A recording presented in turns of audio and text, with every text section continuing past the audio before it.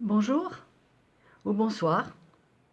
Alors aujourd'hui nous sommes vendredi et je voulais vraiment maintenir ce rendez-vous que nous avons chaque vendredi, même si les conditions ne sont pas idéales, même si au niveau technologique ce produit vidéo n'est pas aussi bon que je le souhaiterais, même s'il n'y a pas d'image, de couverture, d'entrée, de sortie, même si je ne vous rappelle pas à la fin de chaque vidéo l'invitation à vous abonner à cette chaîne YouTube.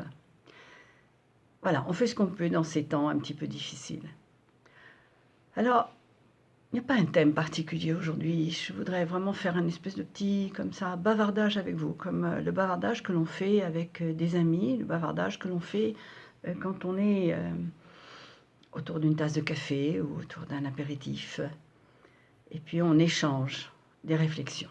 Voilà. Alors je voudrais commencer peut-être par des réflexions qui sont un petit peu tristes ou un petit peu peut-être moins joyeuses, et puis terminer par des notes joyeuses et positives. Qu'est-ce que j'entends par des réflexions un peu pas très joyeuses? Dans le sens qu'au tout début, quand tu as commencé cet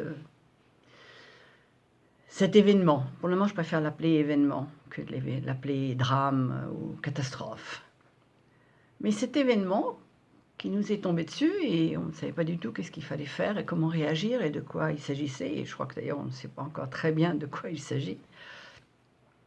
Mais ce qui est intéressant, c'est qu'au tout début, je commençais à réfléchir, bien sûr, comme tout le monde, et à me poser des questions et à me demander, mais qu'est-ce qui se passe? Qu'est-ce que ça veut dire? Puis quand on s'est trouvé tout d'un coup dans l'état de confinement, j'ai pensé à différents acteurs qui sont à la surface de la Terre, c'est-à-dire qu'est-ce qui se passe pour les autres? Et qui sont les autres? Pas seulement les gens qui sortent sur le balcon et qui chantent leur hymne national ou qui tapent des mains pour remercier les soignants, ce qui est quelque chose de magnifique, c'est très beau. Mais je me suis demandé, les autres, c'est-à-dire tous ceux qui peut-être justement ne peuvent pas sortir sur un balcon, tous ceux qui eux-mêmes n'ont pas de maison. Alors j'ai commencé à regarder autour de moi, enfin autour de moi depuis là où je suis, puisque je suis confinée comme tout le monde, et j'ai pensé bien sûr aux SDF, à ceux qui dorment par terre sur des cartons, et puis j'ai ensuite pensé aux réfugiés, ceux qui ont fui la guerre, ont fui la misère, ont fui la faim et se sont retrouvés en Europe. Je parle de l'Europe, mais je pourrais bien sûr parler de la frontière avec les États-Unis, etc. Et j'ai pensé à ces gens et je me suis dit, ces familles qui sont bloquées, qui ont peut-être réussi à arriver et qui se trouvent dans les campagnes, sous des ponts.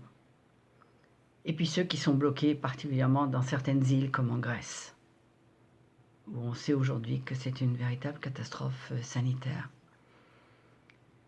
Et puis ensuite, j'ai pensé à l'intérieur de certains appartements, de certaines maisons, à la situation des femmes qui subissent tous les jours des violences ou des humiliations et qui tout d'un coup se trouvent confinées avec leur conjoint qui est à l'origine de leur souffrance. Et puis j'ai pensé bien sûr aux enfants qui peuvent aussi être les victimes de maltraitance. Et puis puisque je parle de femmes, j'ai pensé aussi à une autre catégorie de femmes, celles qu'on appelle les esclaves du sexe, ces femmes qu'on voyait dans les rues, et maintenant puisqu'il n'y a plus de femmes dans les rues et qu'il n'y a plus de clients dans les rues, que se passe-t-il aussi pour ces femmes? Où sont-elles? Qui s'en occupe? Qui les aide? Et puis j'ai pensé à toutes les personnes qui en ce moment sont des personnes fragiles, c'est-à-dire les personnes âgées, les personnes seules, les personnes âgées qui sont dans les EHPAD, qui sont dans les maisons de repos, et qui sont les premières victimes dont on nous parle tous les jours à la télévision, mais aussi les personnes seules à la maison, celles dont on ne parle pas, qui peuvent être dans des appartements en ville ou dans les campagnes ou dans les montagnes, et qui sont des personnes qui ont choisi de vivre puis qui se débrouillent toutes seules, et qui vivent encore plus la solitude et dont on ne sait rien ou pas grand-chose. Et puis j'ai pensé aussi aux personnes qui souffraient de dépendance. Nombreuses sont les dépendances. l'alcool par exemple ou les drogues. Que se passe-t-il pour ces personnes? Et puis bien sûr, ce que cela veut dire d'être confiné, parce que quand on est confiné à la campagne ou dans une maison avec un beau jardin, c'est pas difficile. Mais qu'est-ce qui se passe quand on vit dans un HLM et qu'on est une famille nombreuse ou dans des quartiers populaires et qu'on est tout d'un coup obligé à une cohabitation forcée? Voilà, tout ça, ce sont des problèmes d'une société qui vont au-delà de ce qu'on appelle confinement, parce qu'on reste comme à la surface de la problématique. C'est la pointe de l'iceberg. Mais les 9/10 qui sont en dessous sont également partie de notre réalité, font partie de notre humanité. Donc je n'ai pas de solution, bien sûr. J'en ai parlé en me faisant des posts régulièrement sur Facebook pour, bien sûr, parler de ce travail, de ce problème et également du travail que font de nombreuses organisations de bénévolat avec beaucoup de courage, beaucoup d'amour, beaucoup de dédication, beaucoup de sacrifices. Donc je ne vais pas revenir sur tout ce que nous savons. Ce sont juste des points pour que nous réfléchissions à ce que cela veut dire quand nous nous plaignons de notre situation de confinement. Et puis il y a une autre situation grave à laquelle j'ai pensé, bien sûr. C'est la situation des guerres actuelles. Ces guerres dont on ne parle plus, parce qu'aujourd'hui, si vous ouvrez bien sûr votre télévision, que vous regardez le journal, on ne parle que du coronavirus, que de la pandémie, que des situations des hôpitaux, de ce qui manque, etc.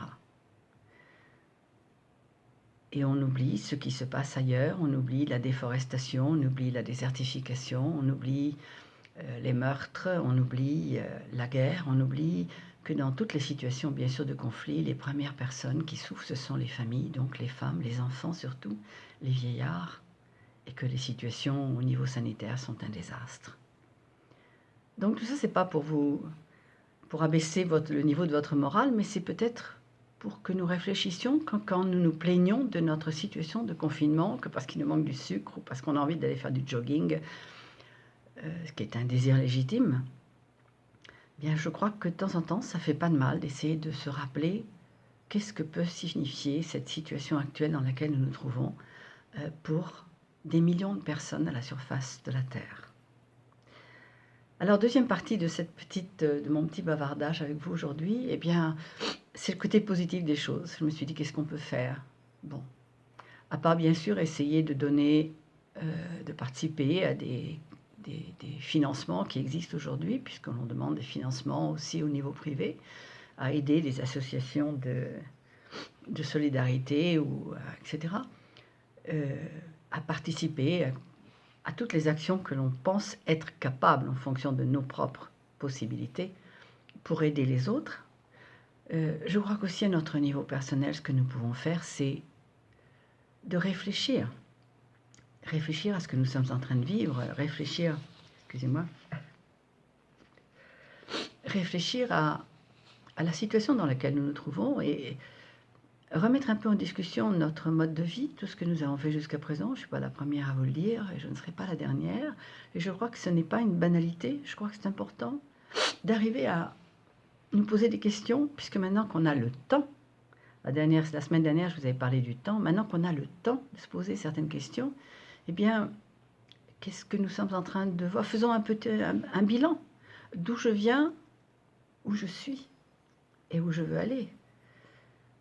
Qui j'étais, qui je suis et qui je veux devenir. C'est un peu ce que je propose à toutes les personnes que j'aide. Et c'est un bilan que je fais faire normalement chaque année. Mais je crois que ça peut être le moment de faire aussi ce petit bilan. Nous avons peut-être vécu avec cette espèce de source, de cette soif de consommation, cette accélération de notre rythme de vie, qui est peut-être que maintenant que nous sommes obligés de nous poser, eh bien, c'est peut-être l'occasion de réfléchir à faire un peu une espèce de nettoyage de tout ce qui est inutile dans notre vie, de tout ce qui n'est pas fondamental, tout ce qui n'est pas important. C'est-à-dire, c'est peut-être un moment d'éveil, éveil personnel, éveil social, éveil spirituel, définissez-le comme vous voulez. Mais je crois qu'il faut faire aujourd'hui attention à nos mots, à nos pensées, je crois qu'il faut faire attention à